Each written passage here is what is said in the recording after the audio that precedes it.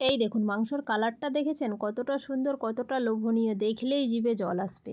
আপনারাও ঠিক ছুটির দিন দুপুরে এরকম লাল লাল কষা কষা ঝাল ঝাল মাংস বানাতে চান তাহলে একবার রেসিপিটা দেখে নিন।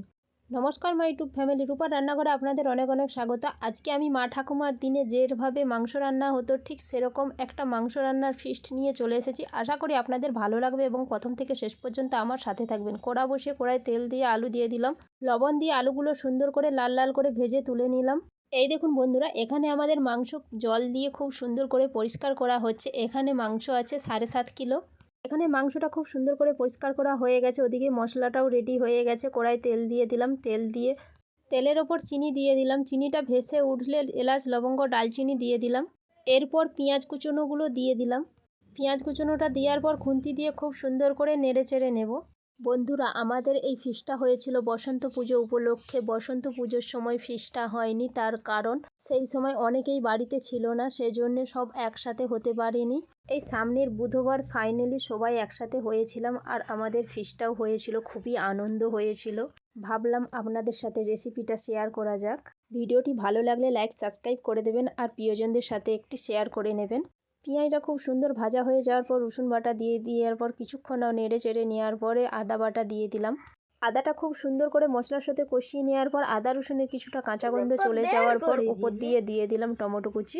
টমেটো কুচিটাও খুব সুন্দর করে মশলার সাথে কষিয়ে নেব। টমেটো কুচিটা খুব সুন্দর করে কিছুক্ষণ কষিয়ে নেওয়ার পর উপর দিয়ে মশলার উপর দিয়ে দিলাম পরিমাণ মতো লবণ। লবণ দিয়ে দেওয়ার পর খুব সুন্দর করে খুন্তি দিয়ে মশলাটা নেড়ে চেড়ে নিলাম। এরপর আগে থেকে লঙ্কা গুঁড়ো হলুদ গুঁড়ো জল দিয়ে গুলিয়ে রাখা মিশ্রণটা দিয়ে দিলাম। মশলার মিশ্রণটা দিয়ে দেওয়ার পর খুব সুন্দর করে খুন্তি দিয়ে নেড়েচেড়ে মশলাটা কষিয়ে নেব। দেখুন বন্ধুরা, মশলা থেকে তেল ছেড়ে আছে। এরপর উপর দিয়ে চিকেন মশলা দিয়ে দিলাম। চিকেন মশলাটা দিয়ে দেওয়ার পর আবারও খুব সুন্দর করে কষিয়ে নিলাম। উপর দিয়ে অল্প অল্প জল দিয়ে খুব সুন্দর করে মশলাটা কষিয়ে নেব। মশলাটা আমার এখানে কষানো হয়ে গেছে। এরপর চুলার মধ্যে অন্য একটি কড়া বসিয়ে অল্প একটু তেল দিয়ে ওই অল্প তেলের ওপর মাংসটা আমরা দিয়ে দিলাম। এই মাংসটা শুধু তেলের ওপর দিয়েছি বলে ভাবছেন নিশ্চয়ই এটা কি ধরনের রান্না। হ্যাঁ, এই তো খেলা এবার শুরু হবে। আমরা 3-4 জন মিলে বেশ কিছুক্ষণ ধরে খুন্তি দিয়ে মাংসটা কড়ার মধ্যে নেড়ে চেড়ে নিলাম। পরিমাণ মতো লবণ দিয়ে দিলাম। দেখুন বন্ধুরা, মাংস থেকে সম্পূর্ণ জল বেরিয়ে গেছে। মাংসের জলটা কিছুটা কমে গেলে উপর দিয়ে কষিয়ে রাখা মশলাটা দিয়ে দিলাম। আবারও 3-4 জন মিলে মশলার সাথে মাংসটা খুব সুন্দর করে কষিয়ে নেব। বন্ধুরা, আপনাদেরও কি এরকম বসন্ত উৎসবে কিংবা অন্য কোনো ওকেশনে এরকম ফিস্ট হয়? তাহলে আমাকে অবশ্যই কমেন্ট করে জানাবেন।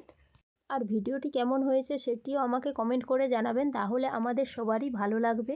এই দেখুন বন্ধুরা, মাংসটা আমরা বেশ কিছুক্ষণ ধরে মশলার সাথে কষিয়ে নিয়েছি। কষানো আমার হয়ে গেছে। মাংসতে এখনও পর্যন্ত একটুও জল দেওয়া হয়নি। মাংস থেকে যে জলটা বেরিয়েছিল সেই জলেই মাংসটা কষা হয়েছে।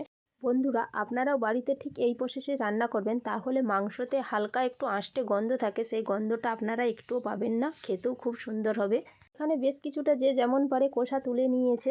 এরপর আলু দিয়ে খুব সুন্দর করে কষিয়ে জল দিয়ে মাংসটা খুব সুন্দর করে ফুটিয়ে নিলাম। কিছুক্ষণ ফুটিয়ে নেওয়ার পর উপর দিয়ে ধনেপাতা কুচি ছড়িয়ে মাংসটা এখানে আমাদের একদম রেডি।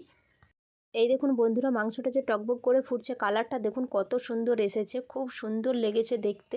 যে কোনো রান্নার প্রসেস কিংবা কালার দেখে বোঝা যায় কতটা লোভনীয় হবে খেতে। আর যারা মাংস খায় না তাদের জন্য ঠিক এরকম লোভনীয় মাছের ঝাল ছিল। এই দেখুন বন্ধুরা, এখানে আমাদের ফিস্টের সদস্যরা বসে গিয়েছে। আজকে আমাদের ফিস্টের মেনু ছিল আলু ভাজা, লেবু, সাদা ভাত, একটা মিক্স সবজি আর মা ঠাকুমার দিনের মাংস রান্না, যেটা আপনাদের সাথে শেয়ার করলাম। আর হ্যাঁ, যাচ্ছেন কোথায়, শেষ পাতেও আছে চাটনি, পাঁপড় ভাজা, বোঁদে। সত্যি বলছি বন্ধুরা, দারুণ হয়েছে খেতে।